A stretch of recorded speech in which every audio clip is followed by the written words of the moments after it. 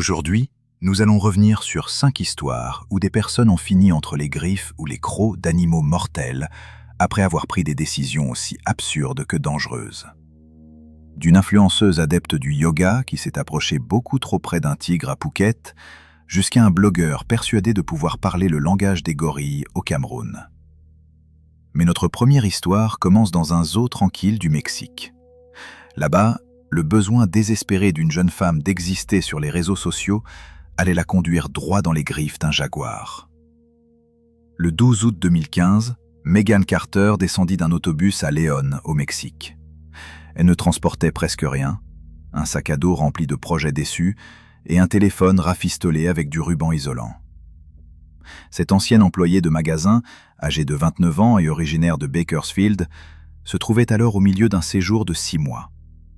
Elle cherchait désespérément une occasion de se faire remarquer, après avoir passé près de 3 décennies avec l'impression que le monde refusait simplement de la voir. Megan était le genre de personne qui disparaissait au milieu d'une foule. Elle avait une taille ordinaire, des traits ordinaires et un visage que les caissiers oubliaient avant même d'avoir fini d'imprimer le ticket de caisse. Elle avait passé une grande partie de sa vingtaine à plier des vêtements dans une enseigne à bas prix. Pendant ce temps, elle regardait des jeunes femmes plus populaires accumuler les abonnés, les partenariats et les contrats publicitaires. Ses propres publications, elles, restaient presque invisibles. Elle s'était filmée en train de toucher des iguanes, de s'introduire sur des toits et de traverser des fontaines publiques. Pourtant, ses vidéos dépassaient rarement les 300 vues. Malgré ses échecs, Megan restait convaincue qu'un seul coup d'éclat dangereux pouvait la rendre célèbre. Le matin même, elle avait écrit quelques mots dans un carnet taché par l'eau. Elle y expliquait avoir passé sa vie entière à se sentir invisible et ne plus vouloir attendre que quelqu'un la remarque enfin. Son plan occupait à peine une demi-page. Zoo de León. Enclos du jaguar. Vidéo en égo-portrait. 2 minutes au maximum. Son objectif était d'atteindre 10 000 vues. Dans son esprit, l'équation semblait évidente. Il suffisait d'associer le danger à une caméra pour devenir immortel sur Internet. Ce que Megan ne comprenait probablement pas, c'était la nature du prédateur auquel elle comptait s'exposer. Le jaguar est le félin le plus puissant du continent américain. La pression de sa morsure peut dépasser une centaine de bars, ce qui lui permet de broyer des os et de perforer un crâne. Compact et extrêmement musclé, il est capable de hisser dans un arbre une proie pesant jusqu'à 2 fois son propre poids. Contrairement à de nombreux grands félins qui étouffent leurs victimes, le jaguar vise souvent directement la tête. Sa morsure traverse les os et peut tuer presque instantanément. C'est également un chasseur à l'affût, capable de rester parfaitement immobile pendant des heures avant de frapper avec une brutalité soudaine. Le matériel de Megan était aussi médiocre que les résultats de ses vidéos. Elle possédait une perche à égo-portrait bon marché, un téléphone Android très abîmé et une fausse caméra d'action fixée à la bretelle de son sac avec des attaches en plastique. Ce bricolage donnait l'impression d'une grande détermination, mais certainement pas d'une véritable préparation. Megan entra par l'accès principal comme n'importe quelle visiteuse. Très vite, pourtant, elle s'éloigna des chemins autorisés. La chaleur de la mi-journée avait poussé la plupart des touristes vers les zones ombragées. Elle put donc contourner presque seule les installations réservées aux grands félins. Vers midi, elle arriva derrière le bâtiment des reptiles. Un employé chargé de l'entretien était assis là, fumant à l'ombre. Megan ne parlait qu'un espagnol hésitant, appris au cours de 3 mois de conversations difficiles. Elle s'approcha de lui avec un billet plié de 500 pesos. C'était le prix qu'elle était prête à payer pour sa dernière mise en scène. L'homme, d'âge moyen, expliqua plus tard aux enquêteurs qu'il croyait qu'elle souhaitait seulement prendre quelques photographies depuis le secteur technique. Il hésita, empocha l'argent, puis ouvrit une porte marquée « Maintenance, personnel uniquement ». Il allait porter le poids de cette décision jusqu'à la fin de sa vie. Le passage de service situé derrière l'enclos du jaguar révélait les limites financières de l'établissement. Il n'y avait ni barrière renforcée, ni double système de clôture. Seulement une tranchée en béton et un grillage consolidé par des plaques d'acier. À un endroit, un panneau d'accès coulissant était resté légèrement entrouvert. Le verrou censé le maintenir fermé avait disparu. Ce qui aurait dû rester un simple défaut d'entretien devint pour Megan une porte ouverte vers la catastrophe. Elle posa son téléphone sur un petit mur de béton et régla l'angle afin que son visage et le prédateur apparaissent ensemble dans le cadre. Dans l'ombre tachetée de son enclos, un jaguar mâle de 7 ans nommé Itzamna était allongé.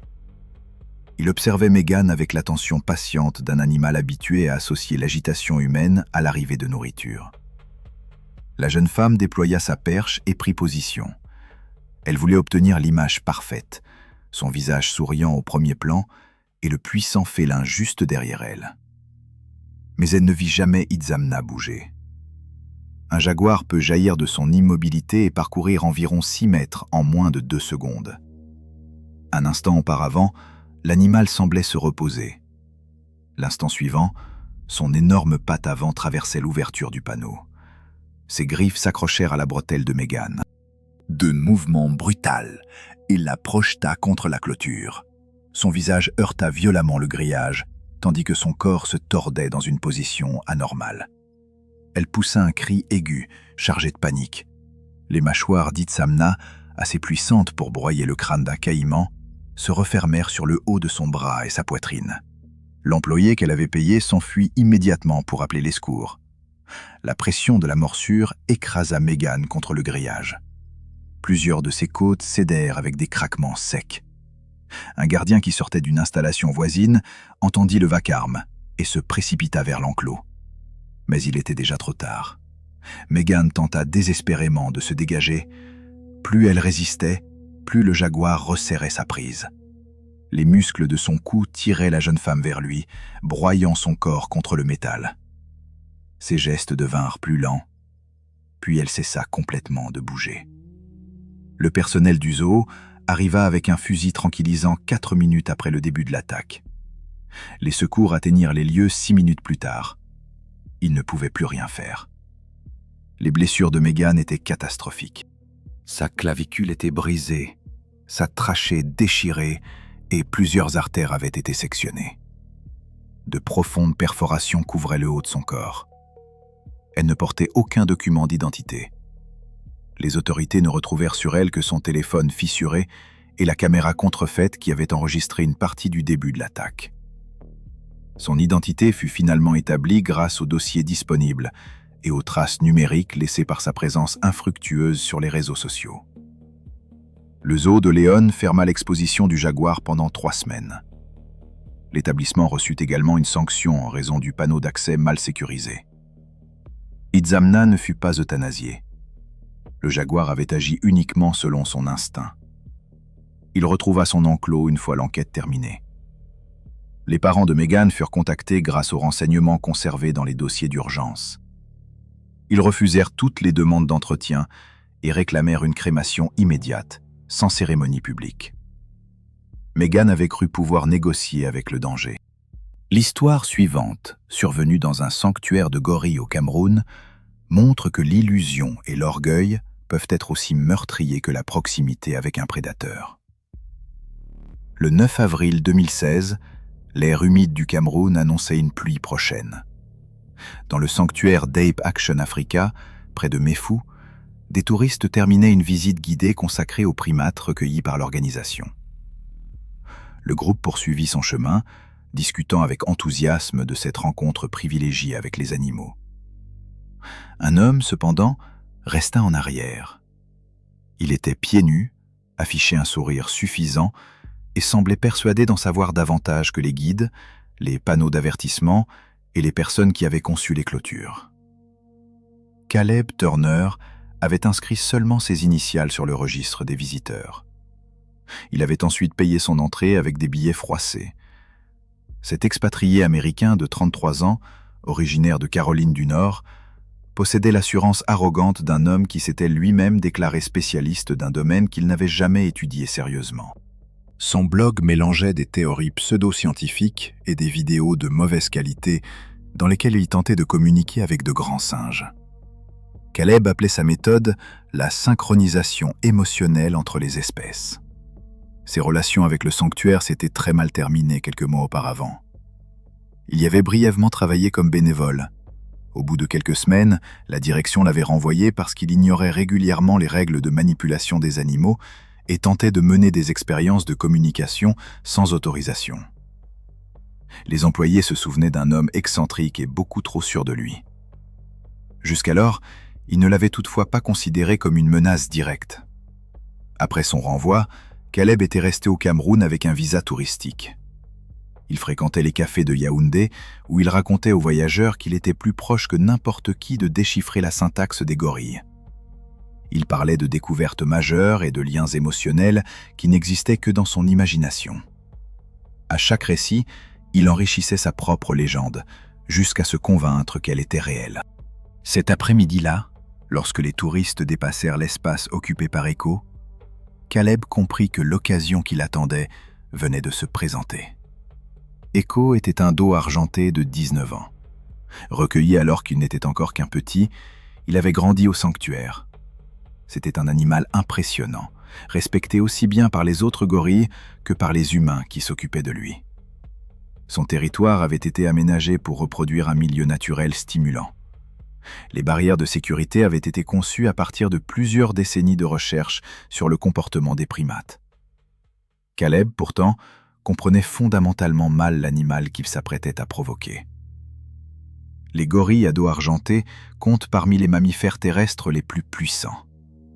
Un adulte peut peser près de 180 kg, avec un corps presque entièrement constitué de muscles. Lorsqu'il se sent menacé ou défié, il peut atteindre environ 40 km/h et franchir une courte distance en quelques secondes. Plus important encore, les interactions entre gorilles reposent sur des signaux sociaux complexes. Une mauvaise interprétation de ces signaux peut déclencher une réaction immédiate et d'une violence écrasante. En tant qu'ancien bénévole, Caleb savait que les soigneurs ne repasseraient probablement pas avant une vingtaine de minutes. Il savait également que la caméra couvrant cette partie de l'enclos était en panne depuis plusieurs semaines. Dès que le groupe disparut derrière un virage, il dépassa pieds nus le panneau interdisant de s'approcher. Il entra dans la zone tampon réservée au personnel et se plaça directement face au territoire d'Echo. Puis son spectacle commença. Caleb produisit d'abord ce qu'il prenait pour des vocalisations de soumission. Il émit des grondements graves qu'il avait reproduits à partir de vidéos trouvées sur Internet et d'enregistrements amateurs. Ensuite, il se frappa légèrement la poitrine. Il ignorait qu'un être humain exécutant incorrectement ses gestes pouvait être perçu comme un rival ou une menace. Rien dans son comportement ne ressemblait à la communication paisible qu'il imaginait. La réaction d'Echo fut immédiate et sans ambiguïté. Le gigantesque gorille quitta la partie ombragée de son espace et s'avança. Puis il se redressa de toute sa hauteur. Cette démonstration de domination aurait dû pousser n'importe quelle personne raisonnable à s'enfuir. Caleb, lui, sourit davantage et fit un pas de plus. Il leva les deux bras, croyant adopter une attitude de soumission. En réalité, sa posture ressemblait à celle d'un mâle lançant un défi. Un employé du sanctuaire qui profitait d'une courte pause aperçut la scène. Comprenant ce qui était sur le point de se produire, il se mit à crier pour ordonner à Caleb de reculer. L'Américain regarda par-dessus son épaule, éclata de rire et continua à se frapper la poitrine en rythme. Chaque coup résonnait comme un battement de tambour annonçant sa propre mort. La barrière de bambou avait été fragilisée par les pluies récentes.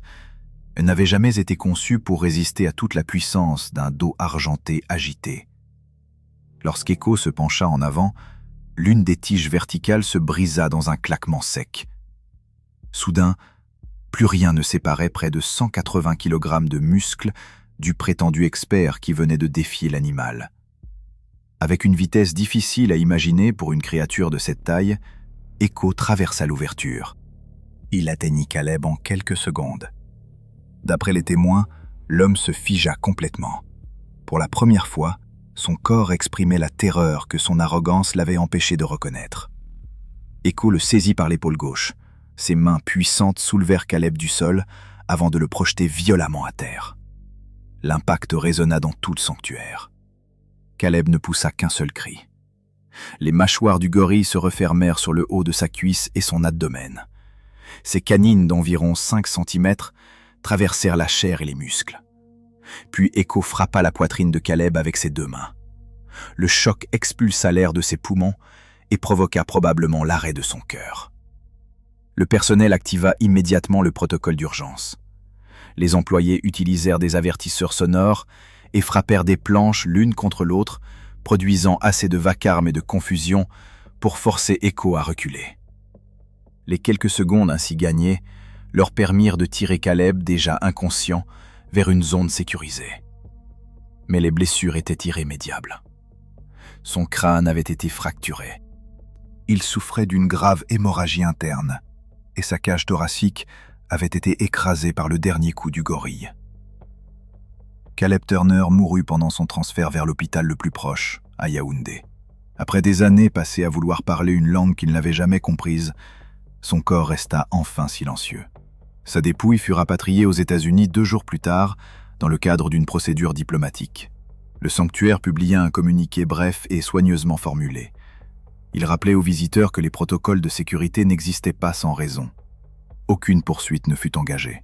Echo avait simplement réagi selon sa nature face à ce qu'il avait interprété comme une provocation territoriale. Il resta au sanctuaire, où les mesures de sécurité furent renforcées. Cette rencontre avec l'arrogance humaine rappelait que certaines conversations ne devraient jamais commencer. Le dos argenté avait transmis son message avec une clarté parfaite.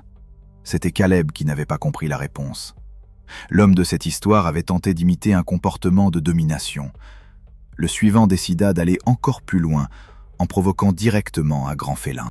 Cette fois, la scène se déroula en Afrique du Sud, face à une lionne pesant environ 135 kg. Le 21 juin 2014, une claire matinée d'hiver s'installait sur la province de Gauteng, en Afrique du Sud. Le Lion and Safari Park était encore calme. Seules quelques voitures de location circulaient lentement au milieu des espaces consacrés aux prédateurs. Dans l'un de ces véhicules se trouvait Oliver Grant, un voyageur britannique de 25 ans. Son excès de confiance était sur le point de se heurter à plus d'une centaine de kilogrammes de muscles, de griffes et d'instinct. Oliver avait soigneusement installé une caméra sur le tableau de bord. Il apportait à ses préparatifs toute l'attention d'un homme convaincu de filmer la vidéo qui allait enfin le rendre célèbre.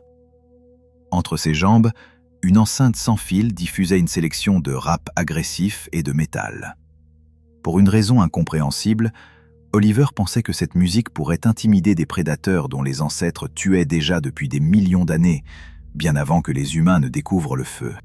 Depuis 3 semaines, il suivait une équipe de photographes animaliers grâce à une vague connaissance commune. Mais Oliver ne s'intéressait pas vraiment à la photographie. Sa chaîne vidéo comptait moins de 2000 abonnés. Elle reposait sur des provocations grossières et sur sa conviction ridiculement naïve que les animaux sauvages pouvaient sentir la confiance en soi. Dans ses précédentes vidéos, on le voyait frapper du bétail, ramper vers des singes sauvages à Bali et donner un coup de pied dans le sable près d'un groupe de cochons retournés à l'état sauvage. Chaque publication révélait un peu plus son ignorance du comportement animal, ainsi que son incapacité à comprendre sa propre vulnérabilité. Ce matin-là, Oliver avait introduit un objet interdit dans le parc.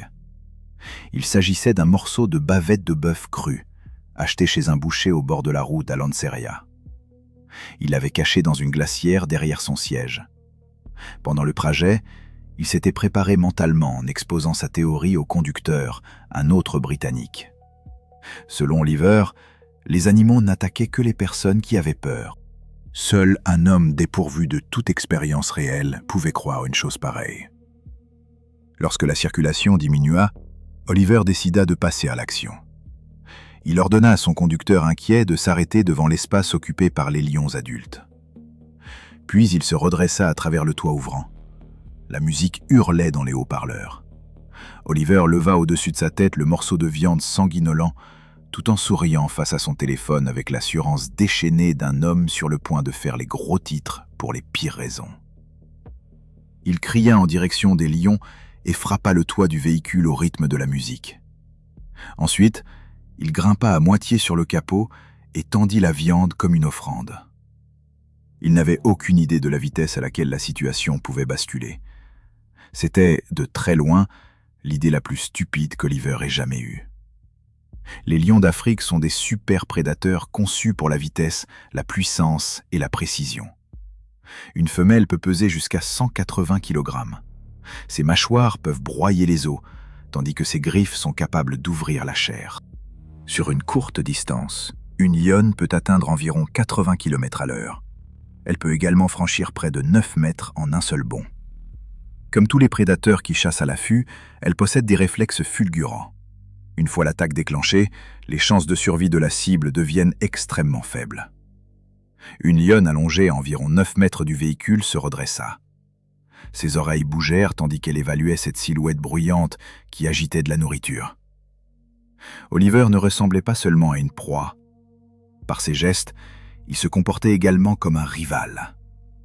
Il s'accroupit sur le capot, remua la viande et tenta d'imiter les mouvements de l'animal. Sa posture était bien plus grotesque qu'intimidante.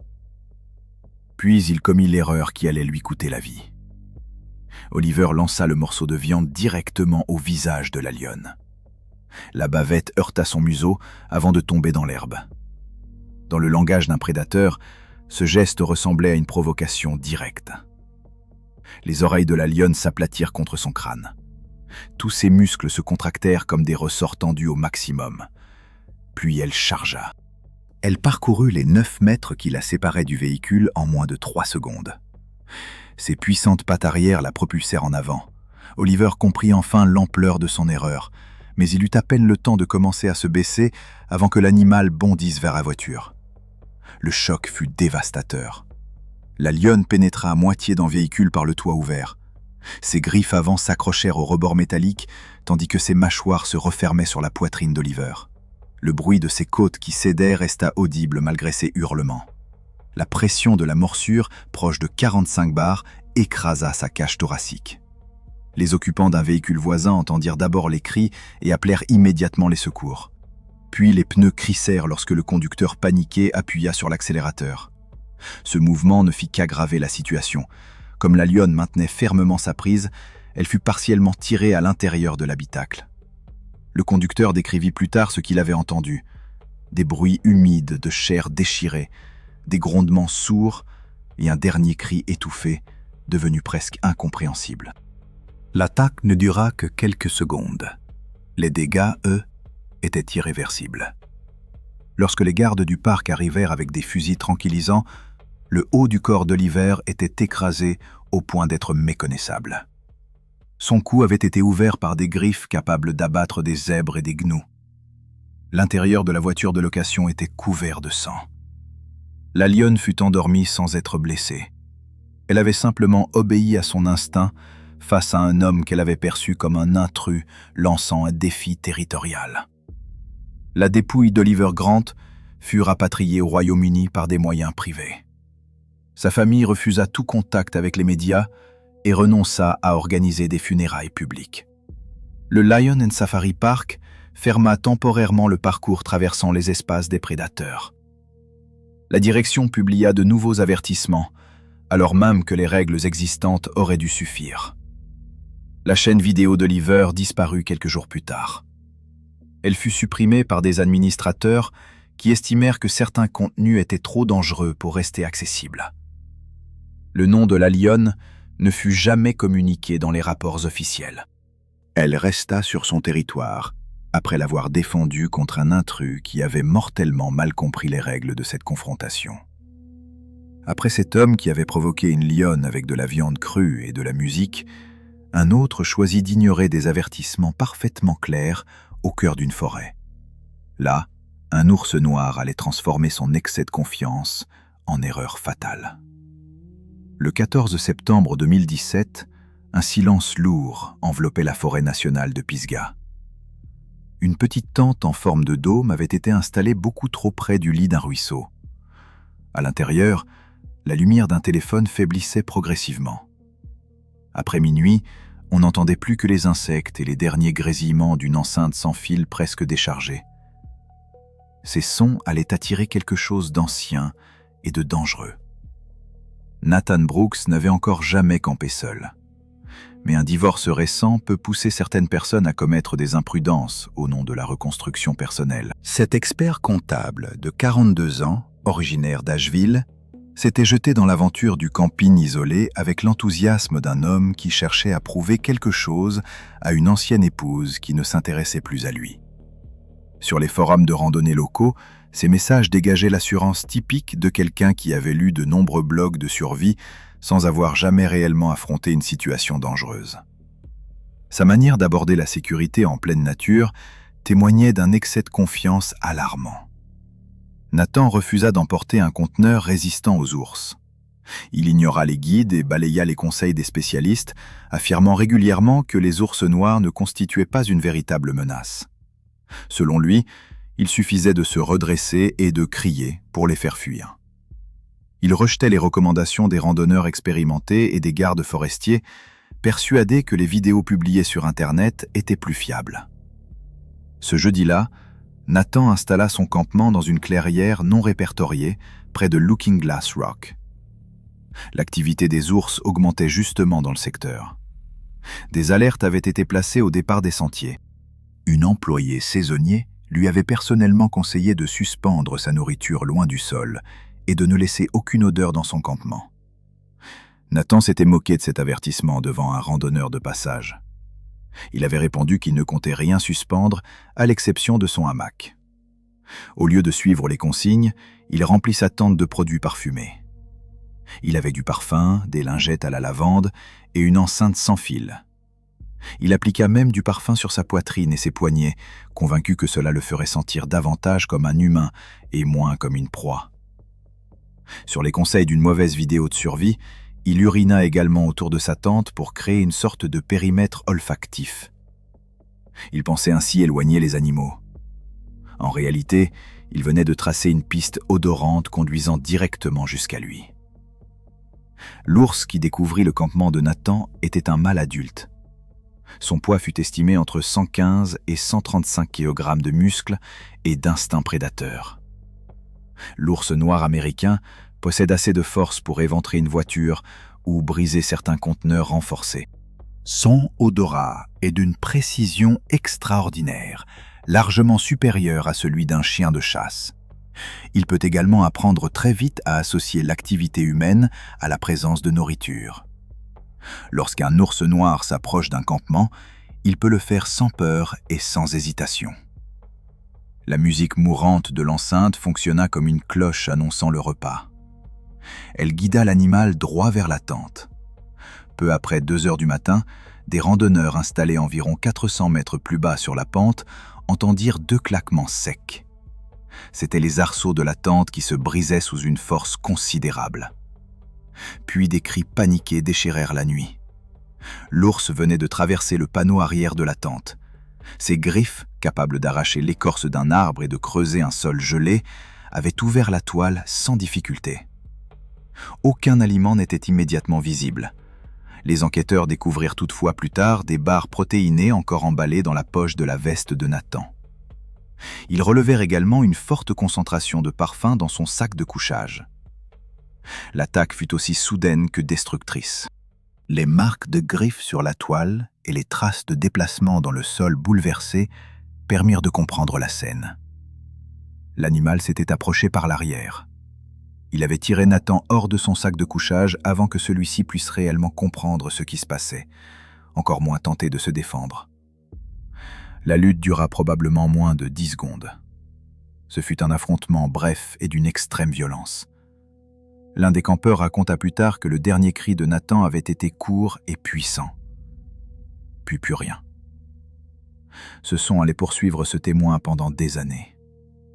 L'ours traîna sa victime sur environ 12 mètres jusqu'au cœur d'une végétation dense. Là, il mutila le torse de Nathan et consomma une partie de son abdomen, comme le révéla ensuite l'autopsie. Les gardes forestiers et les agents chargés de la faune découvrirent le lieu de l'attaque peu après l'aube. Ils suivirent une piste composée de morceaux de tissu déchirés et de feuilles tachées de sang. Elle les conduisit jusqu'à ce qui restait de Nathan Brooks. Son corps était encore suffisamment intact pour permettre une identification immédiate, mais les blessures étaient catastrophiques. Les agents se lancèrent ensuite à la recherche de l'ours. Ils utilisèrent des drones équipés de caméras thermiques et disposèrent des pièges appâtés à des endroits stratégiques. La traque dura 48 heures. L'animal fut finalement retrouvé à environ 1 kilomètre du lieu de l'attaque, près d'un passage traversant un ruisseau. Il fut abattu. L'examen du contenu de son estomac révéla des fragments de vêtements et de plastique. C'étaient les restes impossibles à digérer du dernier voyage de Nathan dans la forêt. Ses funérailles se déroulèrent discrètement à Asheville. Sa famille, quelques collègues et plusieurs membres du forum de randonnée auquel ses publications avaient inspiré de l'inquiétude assistèrent à la cérémonie. Il n'y eut ni couverture médiatique, ni véritable discours d'hommage. Seulement un programme imprimé, un cercueil fermé et le silence. Les autorités publièrent un court communiqué rappelant les règles de sécurité à respecter en présence d'ours, notamment l'importance de stocker correctement la nourriture. Aucune nouvelle politique ne fut adoptée. En revanche, des panneaux plastifiés, portant des avertissements imprimés en caractères plus visibles, furent installés au départ des sentiers de la forêt nationale de Pisgah. L'excès de confiance de Nathan dans la nature sauvage s'était terminé par une attaque brutale. À l'autre bout du monde, une femme allait commettre une erreur comparable devant un tigre captif. Elle se trouvait à quelques pas seulement des barrières de sécurité lorsqu'elle perdit la vie. Le 3 février 2013, à la périphérie de Phuket en Thaïlande, les installations de Tiger Kingdom étaient calmes pendant la pause de la mi-journée. La plupart des animaux se reposaient à l'ombre derrière des grillages d'acier. Les touristes circulaient dans les espaces autorisés et prenaient des photographies de tigres assoupis sous la surveillance des soigneurs. Cette organisation donnait aux visiteurs l'impression que tous les risques étaient maîtrisés. Elle pouvait même leur faire croire que des animaux dangereux avaient été transformés en simples accessoires pour photographie. Lauren Chen arriva peu après-midi, son matériel vidéo passé sur l'épaule. Cette influenceuse sino-américaine de 28 ans, originaire de San Francisco, avait constitué une communauté en ligne encore modeste, mais en pleine croissance, autour d'un concept associant le yoga et les animaux sauvages. Ce mélange dangereux de pratiques spirituelles et de proximité avec des prédateurs fascinait ses abonnés. Les photographies publiées par Lauren montraient une tendance évidente à repousser les limites. Elle avait posé près d'éléphants au Laos et tenu des postures en équilibre à côté de macaques à Bali. Elle présentait chaque mise en scène comme une expérience spirituelle. En réalité, ces publications révélaient surtout son mépris pour le comportement animal et les règles de sécurité les plus élémentaires. Lauren traitait les animaux sauvages comme des accessoires visuels. Elle ignorait volontairement des dangers que les autres choisissaient d'éviter. En Californie, ses amis la décrivaient comme audacieuse et ambitieuse. Ils reconnaissaient toutefois qu'elle rejetait systématiquement ce qu'elle appelait les avertissements ennuyeux. Ses collègues du studio de yoga s'inquiétaient de voir ses contenus devenir toujours plus risqués. Lauren répondait à leurs préoccupations avec la même assurance qui allait finalement lui être fatale. Cet après-midi-là, elle avait réservé une séance de photographie payante dans l'enclos intermédiaire des tigres. Elle était accompagnée d'un interprète thaïlandais et de 2 soigneurs. Conformément aux procédures habituelles, le personnel maintenait les visiteurs derrière une barrière extérieure arrivant à la taille. Les employés avaient clairement demandé aux participants d'éviter les couleurs vives et les mouvements brusques. Lauren portait pourtant un débardeur jaune canari, une couleur susceptible de déclencher une réaction prédatrice chez un grand félin. Avec son sourire habituel, elle assura aux soigneurs qu'elle se contenterait de prendre la pose et ne toucherait pas l'animal. Elle ne semblait pas comprendre la puissance du prédateur qui se trouvait devant elle. Le tigre est le plus grand félin sauvage de la planète.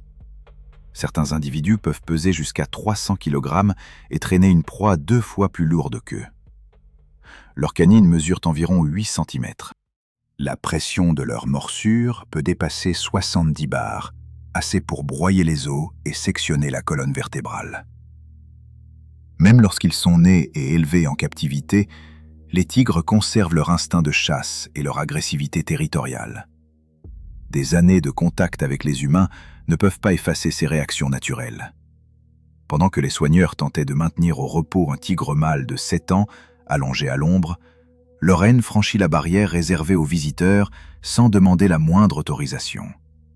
Elle installa son téléphone sur un trépied, à environ 3 mètres de la clôture, puis lança l'enregistrement. Avec des gestes parfaitement maîtrisés, elle adopta la posture du cobra.